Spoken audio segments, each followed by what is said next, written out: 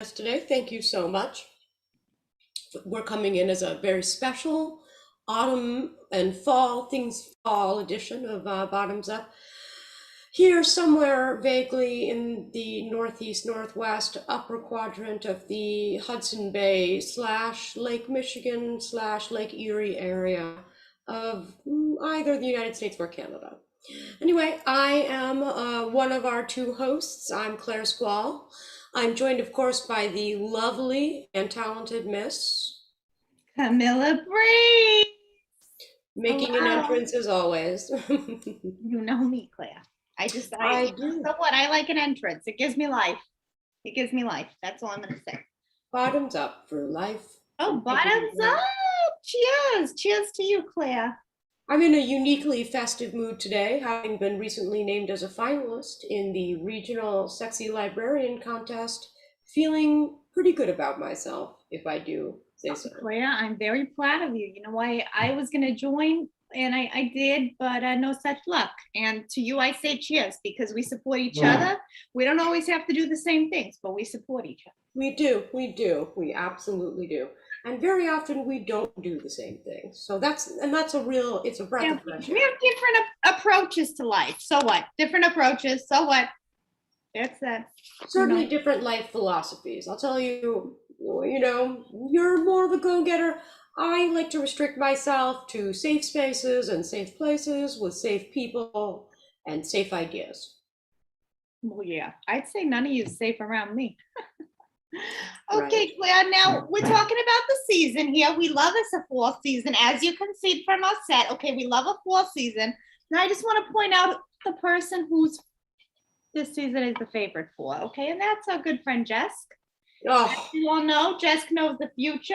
She's dressed for the occasion, okay? And if you have any questions for Jess, you just let me know. I'll put my form on her head, and we'll get you your future here, okay? now our beloved studio plant is, of course, celebrating Dia de los Muertos, a regional or culturally specific to Latin America spin on Halloween. Different and very interesting traditions that we will not go into it in depth, but I urge you to read about. Yeah. Because they're quite fascinating. Yes. Honor your ancestors. That's what Jessica right. and I have to say, okay? Honor your ancestors. Cheers to your ancestors, Claire.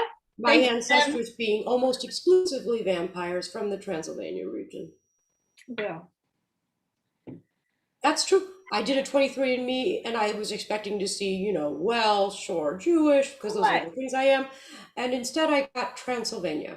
Well, to that, Claire, I say so what? Because we don't get to pick where we come from, okay? A lot of people, they judge us. They judge us based on where we come from, but it's not something we get to select, okay? Nobody came up to little baby heaven, gave me a nice questionnaire. That never happened, okay? I was born where I was born. I talk like this. So what? So what? You do. You talk just like that. So what? Bottoms up to that. Now, we have some questions. Claire, remember, it's bad luck not to drink after a cheers. Oh, so if you're going to say so bottoms up, you got to put those bottoms to the sky, girl. Bottoms up again. Right. Now, we had great questions last week, some of which we will be revisiting this week. And we also have some new questions from some lovely new viewers or fans, mostly fans, from all over the world. We are an international phenomenon now. That's true. That's true. And, to our viewers, I would just say thank you. Thank you. Because Claire and I are going to be here. We're going to be drinking anyway. Okay. So what? We enjoy a good time. We like to have it together. Okay. So what? But without you, the viewers, it wouldn't be a show. It wouldn't be a show. Claire, why don't you tell us a little bit about what you're drinking today? It looks maybe like some wine. What is the terroir of your wine? Now, the terroir of this particular wine is, this is Segosio. It comes from the Napa Valley, particularly the Russian River Valley, which is known for its rich Zinfandel. Yeah, Segosio is a wonderful value Zinfandel. I highly recommend it. It's similar along the taste profile to Ridge, which is also very famous for their Three Geysers or Geyserville or Three Valleys versions of Zinfandel, which are iconoclastic in some ways in that they really focus on New World Zin and not Old Vine. Yeah, because you don't want to get that phylloxera all up in your grapes. That'll ruin a good time. You know what I'm saying, Claire?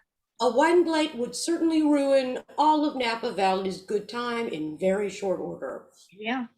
Well, the wine I'm drinking is also from the Napa Valley. It's a nice Chandon, which, they use a blend for that. It's got a little of the Chardonnay grape, I believe a Pinot Noir, one of the red grapes, Claire, whatever, red one. And then one grape, it sounds like a Mortimer, Mortimer. Mourvedre? Oh, yeah, sure. Yeah, that's what's in this, they told me. So it's pretty good. Well, I'm no expert in that. I have been to the Shandon property I believe it's in Healdsburg. It's lovely, wherever it is. One interesting fact is that any sparkling wine bottled in California, no matter how true it is to the original recipe, which was invented by a Benedictine monk in the 1500s, Much, Claire, everything. it was invented by Dom Perignon. That's a true story. But cannot be called a champagne. Oh, it's proprietary to France.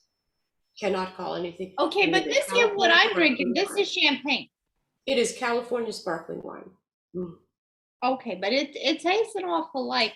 It will taste exactly like it because it is following the same recipe, but it is not made in Champagne, just like tequila can only be manufactured in 7 states in Mexico. So this one I'm drinking, this is Dom Perignon. No, what you're drinking was invented by Dom Perignon, who was a monk. Oh, well, that sounds a little boring in the bedroom, Well, you'd actually be surprised. Historically, there were quite a few famous lovers who were monks. There's a famous couple that have a bridge dedicated to them in Venice. One of them was a monk. Well, my motto, Claire, so what? I don't let rules hold me back. I don't let rules hold me back, and I'm not going to judge, as long as, like we've discussed last week, everybody's got to be consenting adults, but beyond that, I'm not going to judge. So, Dom Perignon. You're saying you're open to all potential suitors who may have taken a vow of celibacy for life. Well, what, Claire? Let's take a break here and do a deep dive. Can we take a break here and do a deep dive? Let us do a deep dive. Okay, now, do you honestly think that it's possible for someone to just be, 15, maybe 20 years old and just decide, nah, I'm gonna be celibate for life, and then they follow through on that? Because Claire, I gotta tell you, well, I would say that traditionally it was true that women would be committed or men would be committed to monastery or to Carmelite orders in their youth. Now, though, I believe that most people who intend a serious career in the clergy enter around graduate school, around the point when they decide to specialize in theology. So they're a little older. And are you buying it? You buying this? Celibacy? Well, also, I think a lot of religions have loosened up their strictures about whether or not they're allowed to have intercourse or be married. For example, what was the point, Claire? You know everything. Now tell us for our viewers here, and we like all the subjects. We love a tawdry subject. Well, maybe we're doing a side road here, but I think it's very important. Okay, what is the purpose of celibacy in a religious context? Well, because there's a notion that only those who are pure and who have never defiled themselves with the muddy concupiscence of the flesh, to quote St. Augustine, only those are able to communicate more directly with God, who is, of course, a pure being. Well, I say if you got through graduate school that far and you didn't muddy yourself, then I don't know if we have that much more power to them. Really. So I guess it's not a problem. It's neither here nor there. Fun fact, I lost my virginity when I was around 34 years old. I remember that day, Claire. That was a momentous day. It was honestly one I did not anticipate coming and had long given up on, so. Well, I never gave up on you, Claire. I knew that as soon as you found, your way to deal with the power issue that you have. The power issue, yeah. I could not give up my power. It was important to me that I not do that. So I had to find somebody who had no power to give up, but also no ability to take others' power. Correct. And Claire, as I'm we all remember these glasses took a little tumble for the worse last week, but as we're talking and I'm looking at you, I'm thinking I look rather like my dad with his big old 70s glasses way after the 70s. So, hi, Dad. I am channeling my own childhood with my pigtails today, which are festive and fall appropriate. Yeah, I would never guess you're over 34, you I know. am 37. Thank you very much. It has Yeah, been 3 years since I it's became been a sexually crazy active. ride for those 3 years, Claire. Cheers to you. Cheers to you, Claire. Bottoms up, bottoms up. Bottoms up here on bottoms up. Now, as you all know, we like to let's not bring upon ourselves some bad luck. We like to sort an episode, revisiting maybe a question from the week before. This week we're going to start. We're going to revisit a question from Danielle last week. She had about her mother's dream. You remember the question about her mother's dream, Claire? I remember her mother had a dream which was ominous. Oh, yeah. So her mother, she had a dream that all of the plumbing in her boyfriend's house, the mother's boyfriend's house, blew out, exploded, which led us down a long and very important discussion of ovary blowers, how we feel about that, how a woman maybe feels vulnerable, and how that might change the way she feels about that, okay? And we know that Danielle's mom, she's an ovary kicker herself. But now in the last week, I've heard from Danielle, and what we got wrong here is we thought maybe, the sex was a little too vigorous. I'm just gonna put it out there. We thought maybe that, but it seems the problem is more of a lack of vigorous sex or sex of any kind. So she's worried about the age-old image of a pipeline cracked and broken open in the sun from desiccation, so dry and disused that it might burst from within. Yes, Claire. What do you have to say about that? I say, one, you got to trust your body, which creates its own internal lubricants that prevent that kind of internal combustion. Because our body really does know how to take care of itself. And in fact, if you think of God as the one who made us, which I don't say he did or didn't, but he made us for celibacy, because remember, only the pure ones get to talk to him. So in that world, your pipes are fine. Also, two, if you're worried about the pregnancy issue, modern science has made it possible for you to keep your ovaries a young 21, even when you are well past 35. Yeah. Well, and I want to say, Claire, that as soon as I heard it was a lack of sex, I thought the same thing. I thought maybe it's a little pent up in there. Maybe there's a little lack of use around the house. I don't know. But what I'm saying is, if you're having dreams about exploding, you need to make some effort, lady. Okay. I don't know Danielle's mother. I don't know her personally, but she's gonna have to start, greasing the wheels. No, I'm not talking about her personal body's natural lubrication. I'm just saying maybe a little seduction is in order, because it sounds like she's a little worried about a lack of use of these hair pipes. That's what I'm saying. If I may, I give her a compliment. I say cheers to Danielle's mom, because she has to believe quite a bit in her own potency and virility in order to fear the sheer force of her own sexual energies could in fact explode out parts of her, like of her genitalia. That means she believes in herself, that she's got a certain power there that, if not checked and not harnessed, could be destructive. I personally believe that I have about as much sexual force quelling a storm about the size of a hiccup. And should I leave it unchecked, I think that the maximum damage it could do is a gentle breeze against my ovaries. Yeah. Well, Claire, that's so important. That's really so important. And I say cheers right back to you, to Danielle's mom. And Bottoms up, Danielle's mom. Bottoms up, Danielle's mom. It's interesting how much it's tied to the phenomenon. Thank you, Claire. I was going to worry about I know.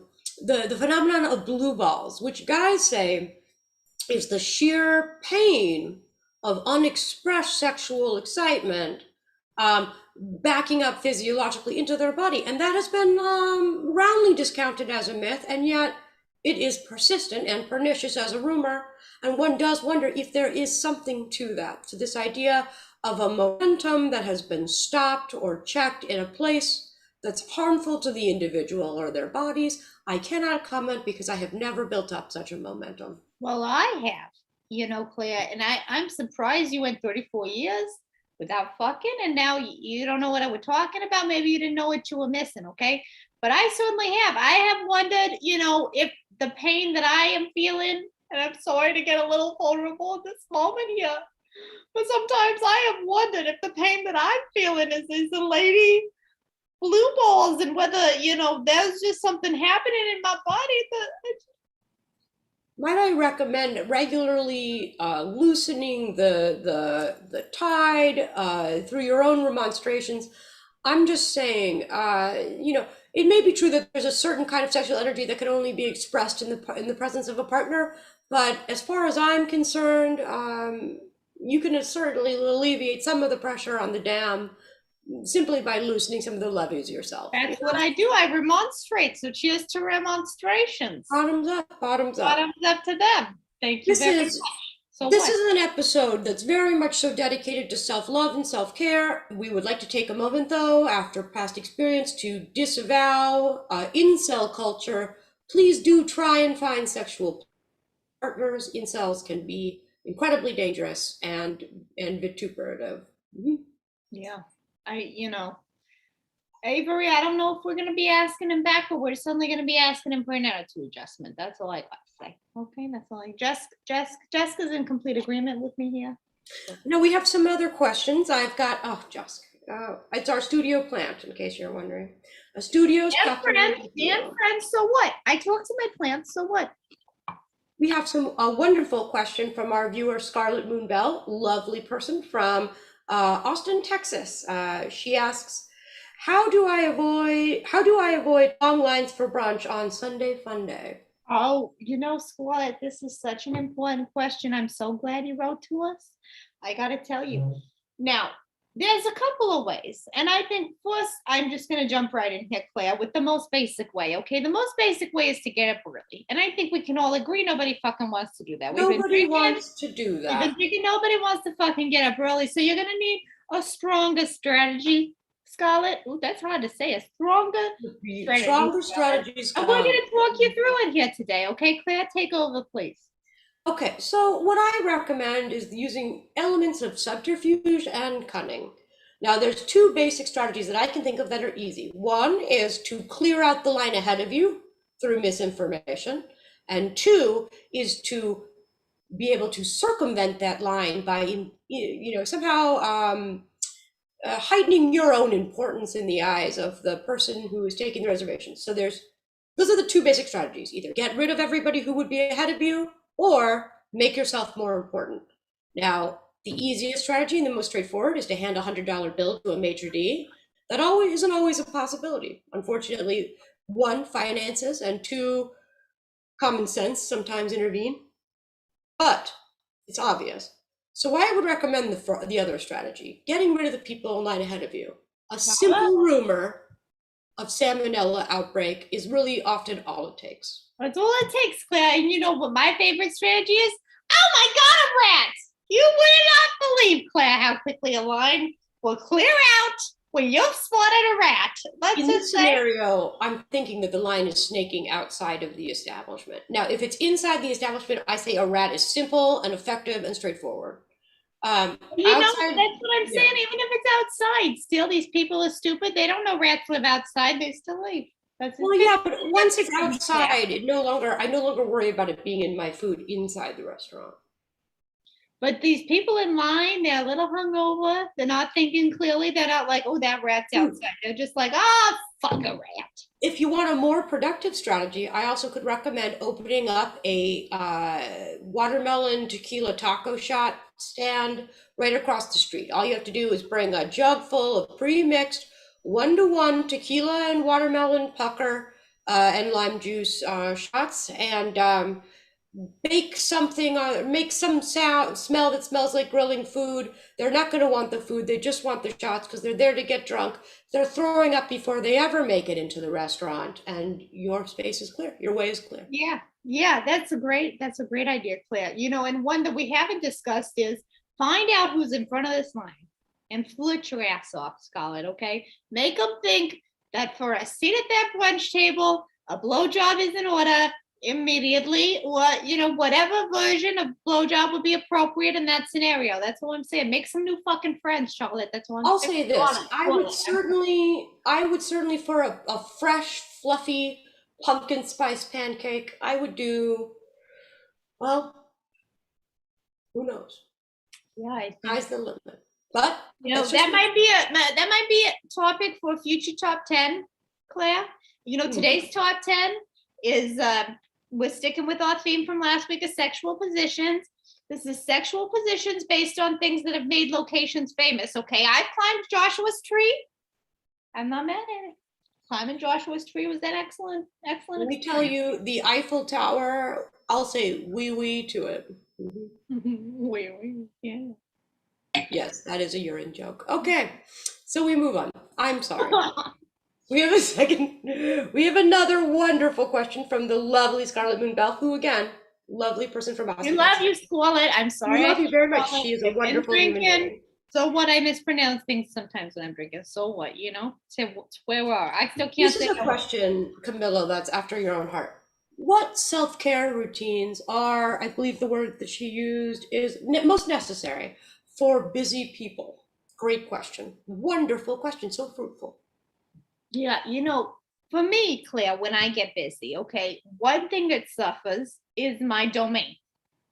I start coming home, I just drop everything. I take my clothes off, I drop them. I get in the shower, I drop the towel, I get into bed, and I get up the next day, and I got no time to pick nothing up, okay? So what? So what? But I don't like living in a messy fucking house. I don't fucking like it, okay? I find, yeah, the best self-care in that direction is to hire somebody else to clean your apartment if you can once a week. It's often worth not eating. Like I will sacrifice eating lots of meat, for example, for a week for that. That seems reasonable. But Yeah, yeah, absolutely.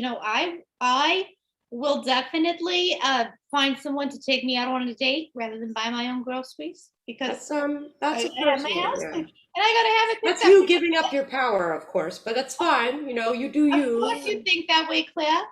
I support you, but I say, so what? I don't give my fucking power to nobody. I don't give it away. It's not for sale.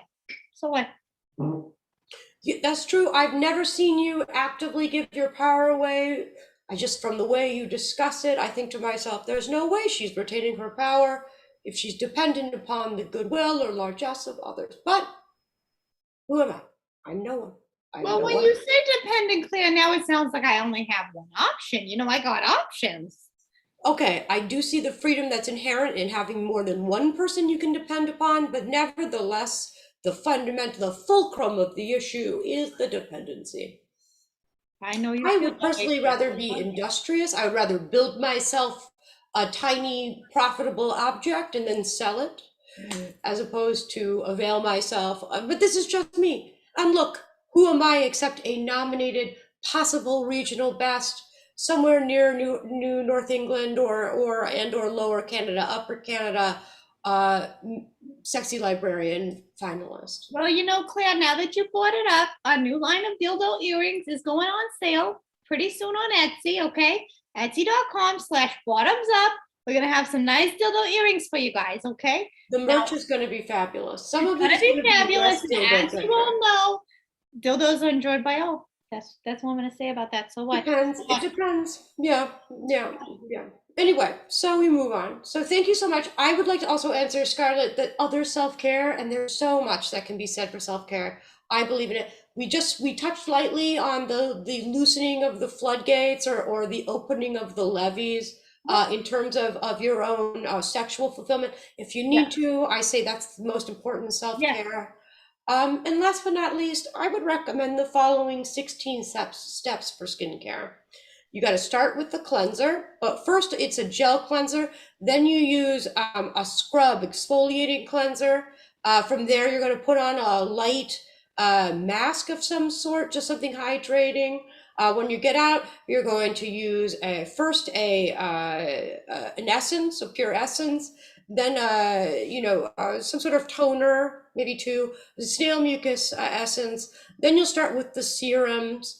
Depends on. I like to do a vitamin C at minimum and a retinoid of some sort. But it's open. It's open. People, lots of different hydrochloric acids, that keep the moisture in your face. From there, we're going to want to do a light emulsion, then an oil, then you're going to do a retinol and 3 or 4 layers of moisturizer before you seal it in with a fatty subcutaneous fat oil, and finally a primer before you put the makeup on. Yeah, that's 16. That's 16, Scarlett. So I hope that that was helpful to you. And I just want to reiterate, I know we went through it really quickly, but your own remonstrations are very helpful, okay? I think that that's important. Ministrations is a fun way to put it. You could say you minister, administrate, yeah. Like, we don't discriminate against religious people, as we've discussed here today, okay? Ministrations, your own thing. That's the thing. And I think one more point on this, Claire, before we move on, is it's important to know whether or not you work, on your feet or you work at a desk, because either way, a little light stretching before bed is a beautiful thing. So what? I like to stretch. So what? 100%. Yeah. I'll tell you this, if you keep yourself in fighting shape by attending to your stretching needs, attending to your other needs, then you're ready for whatever. And the minute that you have something occur in your life that you're not ready for, you feel that very acutely. Yeah, I know I do. That's why I listen to your body. Listen to your body. Make sure you call a minister once in a while. That's what I'm saying. That can be literal or figurative. Yeah. Bottoms up. Bottoms up to you, Claire. Thank you so much, Scarlett. I want to thank you for your questions. They're very important to us. I hope that we've given them, adequate coverage. And if not, you write in, you let us know. We'll cover them at the beginning of next week's show. Okay, that's what we do here. So what? We will wholeheartedly apologize if we have said or done anything that you think of as inappropriate. Because let me tell you something. When I talk about ministrating to myself, sometimes people say it's excessive. Do you, Claire, perhaps minister to your own needs too often? That's a criticism I take very seriously. No, well, I go to church every Sunday without leaving my house. I can tell you that right now, pretty much every day. But I definitely don't. You go to sexual church. What other kind of church would you expect? I just wanted to clarify. So what? I like sex, okay? So fucking what? You don't fucking like this Tawdry show. Like I say every week, change the fucking channel or turn the fucking internet off. Thank you very much. Speaking of Tawdry show, by the way. That's so what? I don't mind. So what? Audience members, I encourage you to write in with your questions. We are only too happy to answer them in our own ham-fisted way. We love it, and especially Camilla loves it. It makes her feel controlled. I got nothing against it. Now we have another question here. It is a toughie. I consider an existential one. It is from Dan Ryan, who is from the United Kingdom. Okay, it is. Well, hello, Dan. Thank you. What's the best way to deal with a moral hangover? Now that's heady stuff. It's hard to say. Now, Claire, I know what a moral hangover is. You know what a moral hangover is. But for our audiences, maybe we should just, break this down a little bit. Talk to me about what that means.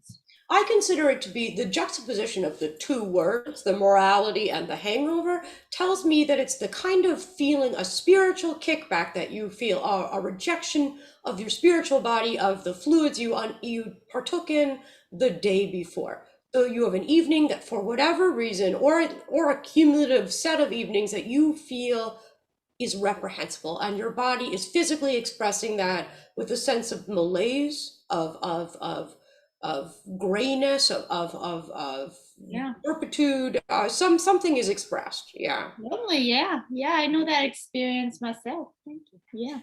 For me, it's often when I've been involved in too many what I consider to be disgusting conversations on Reddit.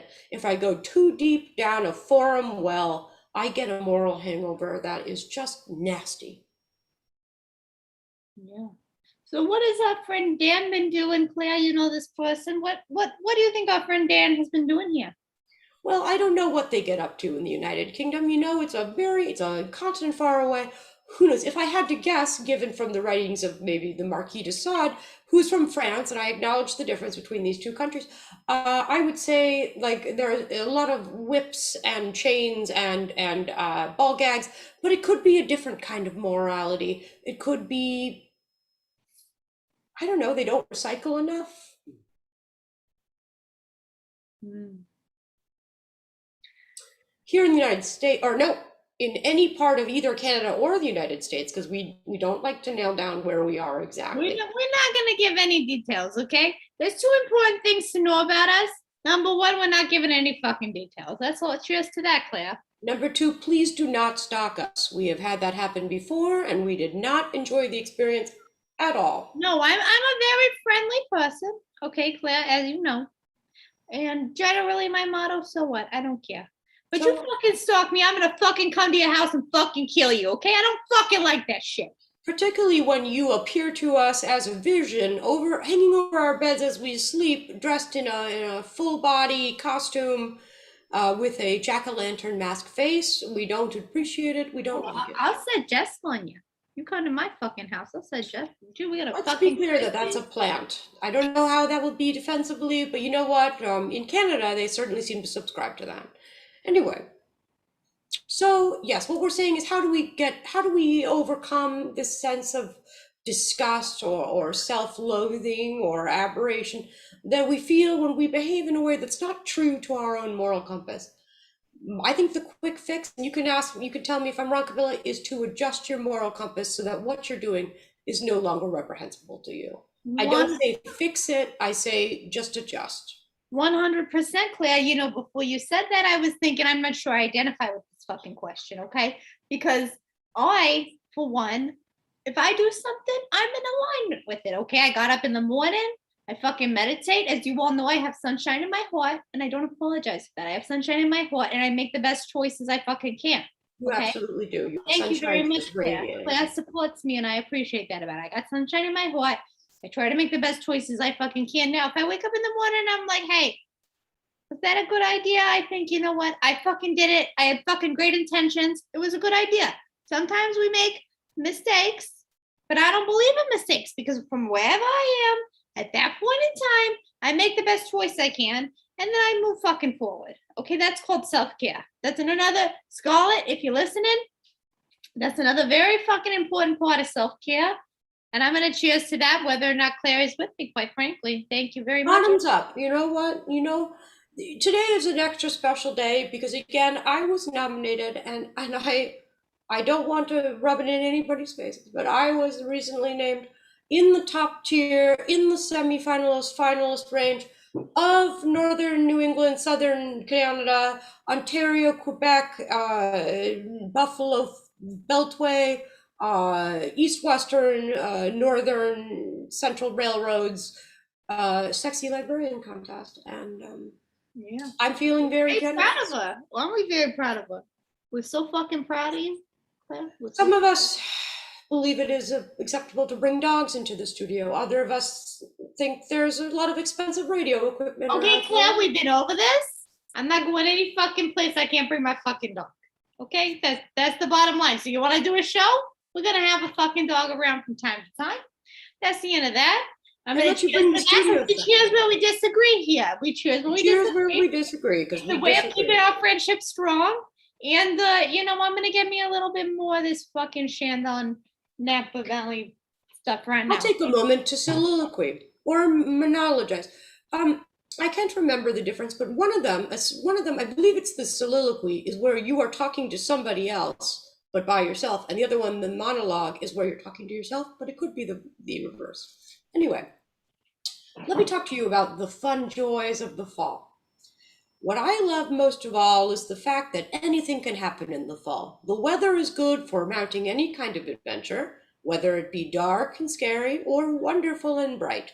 You can hike, you can drink, you can smoke, you can dance in the fall, much more so than you can during the oppressively hot summer, which I hate so very much. Also, another fun fact about the fall is it introduces a whole new level to your wardrobe. Adding a scarf, adding mittens, adding a hat, adding an outer light layer.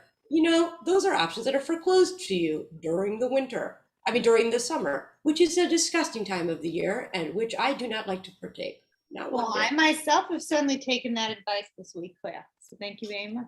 Did you indulge in a scarf or a mitten? As you see last week, I always wear this shirt on the show. You have a light layer I on. always wear these fucking glasses. They're broken, so what? I don't fucking care. I don't fucking care that they're broken. There's no lens here. I can tap myself in the eye, so fucking what? But this week I went ahead, I added a fucking fall sweater. I'm feeling very fucking festive right now. That's all I got. I am the same. I have worn a light layer over a shirt. That is something that would be physically impossible during the summertime. Yeah. And you know what? The nice thing about this weather, Claire, is you wear more clothes when you're outside, but then when you get inside, you gotta snuggle real close. And I like a nice snuggle. You know, like a nice snuggle with my minister. Romantically, the fall is a time of changing of the guard. It's when you give up the fun, fleeting summertime romances a la Danny and Sandy in Greece, and you begin to transition into the more serious and lasting relationships a la Danny and Sandy at the end of the movie, where she has gotten a makeover to look sort of like a greaser. Yeah, Claire, speaking of this very important topic, I've heard it referred to in my youth and, maybe more recently as cuffing season. Have you heard this expression, a cuffing season? No, you're going to have to explain, but then I've got another season for you. Okay, well, I don't know if you grew up where it was cold, Claire, but I did not. I don't know, I'm from New York. We have cuffing season, which means that when it's full winter here, we don't like to get up and go out all the time. Okay, it requires a lot of clothing, and as we know, I like to wear bare minimum clothing, preferably myself. That's just me. That's okay. So what? Okay, but it requires an extra amount of effort to get your ass out of the house in wintertime. Now, when the weather starts getting a little cold, before we get all into that, okay, the kids, what they do, they call it cuffing season, and they say whoever I'm dating, when it hits under 50 degrees in the evening, I'm gonna date that person till fucking March, fucking April, depending on the weather. Now, sometimes this works. They stay together afterwards, but for the most part, they just handcuff themselves together. They stay in. They fucking all winter long. It sounds like a key party. That's how they do it. Interesting. Sounds like what? A key party? It's like where you put your keys in a bowl so you don't know which one is your key anymore, and there you're stuck. It's exactly like that, Claire, but for like 5 minutes. That's all. So, yeah. Can I ask you? Your cousin with the whiskery countenance. What news of Mary Beth? I'm sorry, but again, I would urge you so strongly to consider maybe not sleeping with any members of my family or extended family just because of our close business relationship. Okay, Claire. But how is she doing? Her whiskers are longer. I've made an exception. I don't hit on you, Claire. I don't sleep with you, okay? As we know, I don't hit on you. I don't sleep with you. But your family, they're not on the fucking show. They seem fair fucking game to me. I say, so what? So what? They're not on the show. I'm just saying that personally, it can be a travail. It can be difficult. It can be a trial for me to watch you as you make your way through the loved ones in my life, including my older sister, my younger sister, my older brother, my uncle, my extended cousins. Yeah. I'm just glad I haven't disclosed the location of any of my parents to you. Well, Claire, I respect that. Okay, I respect that. So what? I fucking respect it. But also, this is an episode that centers around the concept of self-care.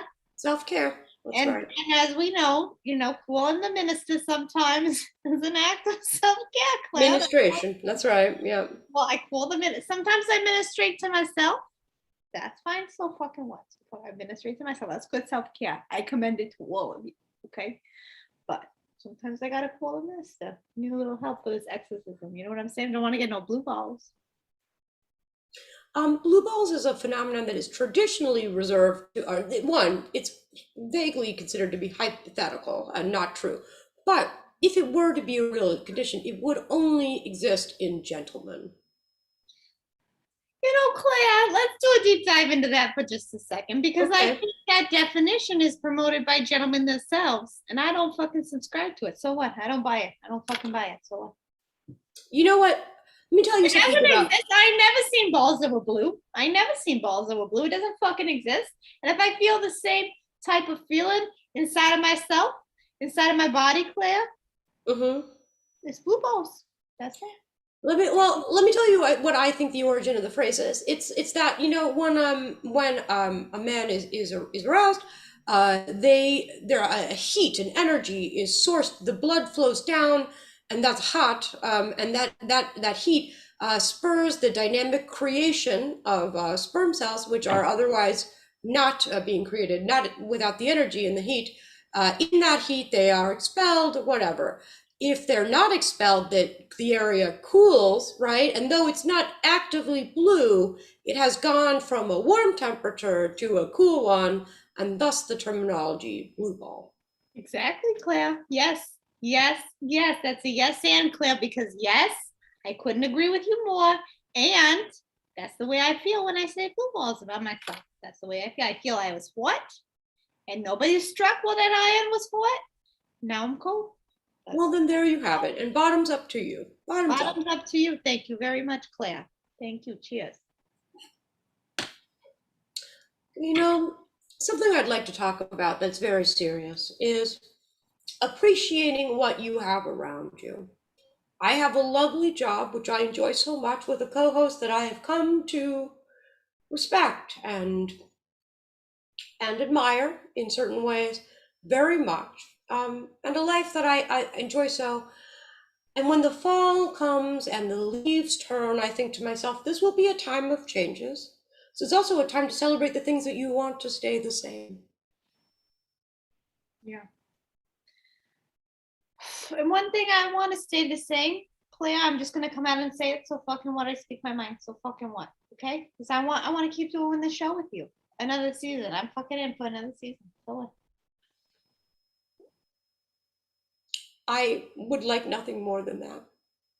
I think to myself, I would like to stay in this studio in this nebulous region in upper northwest England, France, Canada. Okay. I don't want to get too much into that, Claire, because it's time for our top 10 list. Yeah. It's time for, yeah. But I received another question. I wonder if we could just give it a quick answer. Okay. Yeah. Yeah. And this question is from Anonymous, okay? Because we don't want to put people on blast. We don't have permission to use their names. We're not going to fucking use their names.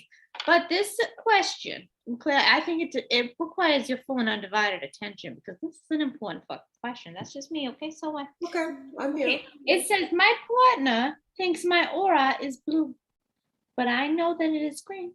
We can't agree. This is about power. This is about power again. I'm telling you. Willful misinterpretation of one's aura is a symptom of a power imbalance that you must correct. And the way to do that is to insist on your way, no matter how stupid, petty, small, or insignificant the issue is, for at least a week. Gain some power, take it back, and then they will look at your aura more concertedly and they will recognize the color of it, I guarantee it.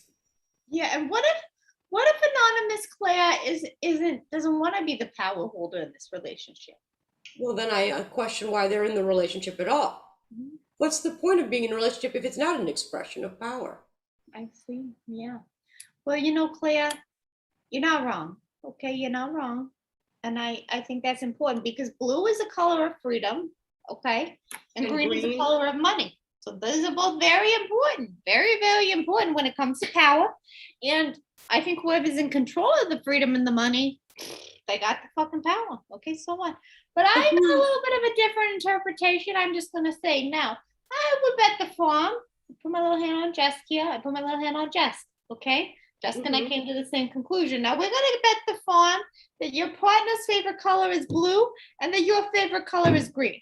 Anonymous, okay? Yeah. And I think basically you guys have come to the same conclusion, and that is you're a fabulous fucking person. So what? Yeah. That's it. That's all. That's all I gotta say about that.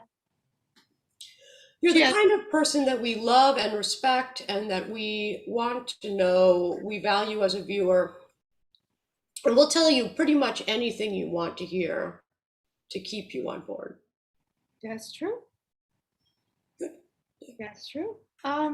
So, okay, well, now I've spoken about how I feel about Joshua's tree, Claire. So why don't you go ahead, you take it from here. All right, so we were going to do our top 10 sexual positions that have been named after geographic locations and or put a geographic location on the map. Yeah. I will say that the Great Barrier Reef is a blocking move that I have used before. It is a stop and no thank you. That's good. That's a great one. The Great Pyramid is just a pile driver, basically. I'm upside down. That's an Um, ovary blower. That's an ovary blower. Oh, absolutely, Yeah. absolutely. The leaf peeper is dedicated to New England, and it's where you clothe yourself in only foliage. And wait, I'm at three now. I already talked about the Eiffel Tower, where we say wee wee. There's the Big Ben, that is really about equipment and not about positioning, but there you have it. And I'll stop at number six, which is the Amazon River, and it's look, everything's flowing southward. Yep. Yeah. Well, you know that happens to all of us eventually. It's a time thing. That's how they time the flying south. So So I true. couldn't agree more. So You true. know, Claire, I'm gonna come back in here after number one, which is Joshua's tree. I'm gonna come back in here with number two, La Bufadora. If you haven't been to Ensenada, Mexico, okay, I recommend you go see La Bufadora. Blow you out, girl. No, I don't think you ever could. Honestly, one of the greatest experiences I've ever had in Mexico or anywhere else in on this earth. Yeah, yeah, yeah.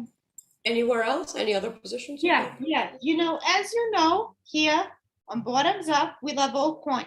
Okay, we're not a heteronormative show. Okay, No. that's why we like, and this is a very Thai expression, but I call it the same but different. Same but different. We like genders of all types. Okay, whatever you got going on, same or different. We don't fucking care. No. Like it. Not at all. There's an ass for that seat. Okay. I have dabbled in every variety of dabbling that I could because I am honestly I'm a curious mind. Yeah. What's Yeah. So what's wrong? and close to my heart, and often to my uterus is number four, the Chicago dog. It It's has not no a mustard. cannibal reference, but it's It long. has no ketchup. That's right. It has no ketchup. No. Is it a hot dog? Oh well, at hot dogs, I really like the rattlesnakes and what's the fries. Right up, Claire, I tell you. Okay. Now we're down to number five. Okay. I'm gonna take a moment to collect myself. Yeah. It's the Greasy River. I mean that's my guess for you. I don't know if it's true. I just wonder. I'm gonna take a moment to collect myself here. Okay. I call it the Tokyo Temple. I don't know if you've ever seen these buildings. I have not, no. The shapes of them are very erotic, Claire. And I like it. Okay, that's all I gotta say about that. Now, cheers to that. We have a new question. I can't believe it, but I've got it. We've got to answer it before time is up. Let's do it. From Alexi, who is a wonderful person, I think also from the United Kingdom. Hey guys, I'm heading on a first date next week, some casual drinks. I haven't been on a first date in a long time. Help. Well, Alexi, I defer to you. I'm so glad you wrote in. Last week we did talk about, a caller who hasn't had sex since before the pandemic. So this is a topic that we have dealt with before. Okay, when you're out of the loop, so to speak, when you feel like you haven't been to visit the minister in a while, maybe you need Claire and Camilla. Do you need to administrate first? That's a great question. Do you need to take care of your own wanton sexual energy so that you don't permeate your entire experience with this person from the moment you say hello to the instance of you saying goodnight with just like overt sexual need? If you want to quell that, yes, I'd say beat the bishop if you can before you go. Yeah, you and I are in complete agreement on this. When the question is, do I need to minister first? There's only one answer, and that answer is bottoms up. I'm not sure that was the question, but I do think it's a good piece of advice. I think also you should know her name. It's part of answering the question. So Alexa. Or his name. Yeah, whoever's name. Whoever your date is, know their name.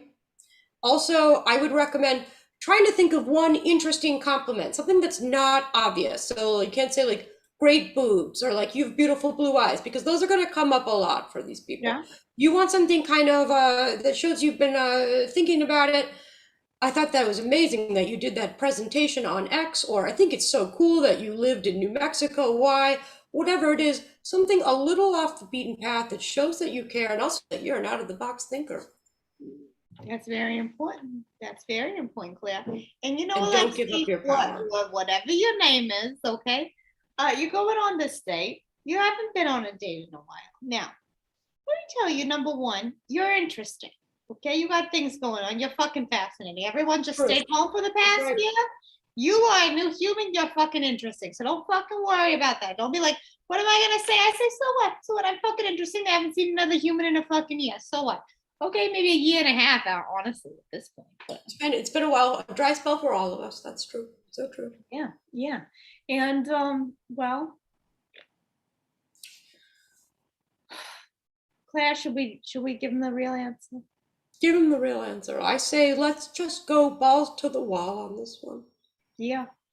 Don't give up your The power. walls. As we say here on Bottoms Up, there's an ass for every seat. Okay, so you're gonna go on this fucking date, Alexi. Okay, you're gonna go on this fucking date. You're gonna be your fucking self. Okay, so what? You're gonna be you. You're gonna be you. So what? Now, of course, if I don't fucking like you the way that they are, the way that you are, and if they don't, they're not the fucking right person. And I know this sounds trite. It sounds like advice you may have heard before, but this is all I'm gonna tell you. Take a shower, visit the minister, do your self-care. Okay. Yeah. That person might want to come back to your house. I hope you have hired a maid, as we've discussed here today. Okay. Do yourself, Claire. Might I just interject as a moment of confidence building that I have met this Alexi. He's a charming individual. There is no chance it won't go perfectly. I have strong faith it will go great. And you know, Alexi, if you want to do a practice date, we will do a special episode. You can choose one of us to practice one. Okay, we'll give you a nice practice day. We'll work on your conversation skills. Bottoms up to that. We're gonna I don't know talk if that's here. necessary, but yes, bottoms up. No, right? Claire wants to go on a date with you, Alexi. Mhm. Anyway, this has been a very special edition. Fall fever, autumn auspicious as it is. Okay, it's the Empire State Building. That was my fifth one. I didn't want to say it. That was my fifth one. Oh, that's the You've Got Mail. I remember it. Yeah. All right. Well, to where we agree and to where we disagree. Thank you for tuning in to this edition. Thank you for tuning in and Bottoms up. up.